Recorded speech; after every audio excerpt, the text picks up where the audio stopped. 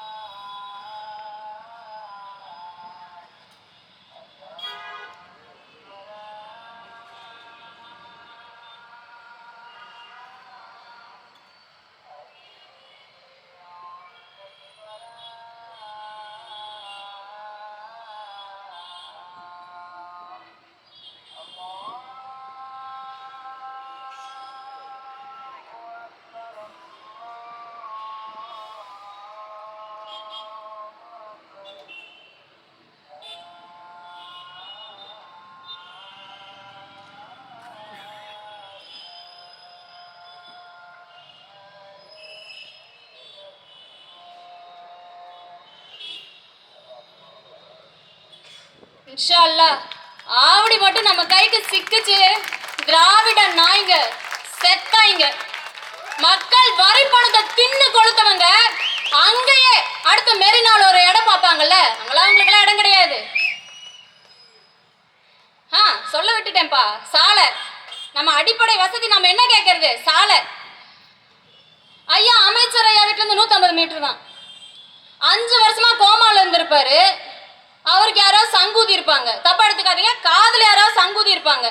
நாம் தமிழர் கட்சி ஆட்சிக்கு வந்துடும் எழுந்துறியா அப்படின்ட்டு. இல்லையா மார்ஸுக்கு எங்கேயாவது இன்ப சுற்றுலா போயிருப்பாரு. 5 வருஷமா ஐயாவுக்கு வந்து சாலை வசதி இல்லைங்கிறது தெரியல, திடுத்திடுன்னு ரோடு போடுறாரு. அன்னைக்கு போயிட்டு அப்பதான் கருமாரியம்மன் கோயில்கிட்ட போறோம், ரோடு சரியில்லை, கால்வாய் சரியில்லை, என்னப்பா இப்படி கிடக்குது அப்படின்னு சொல்லிட்டு சும்மா அந்த துண்டு தாங்க போட்டேன். பவரை பாருங்க, ஏன் பின்னாடி 4 அண்ணன் தம்பிங்க தான்.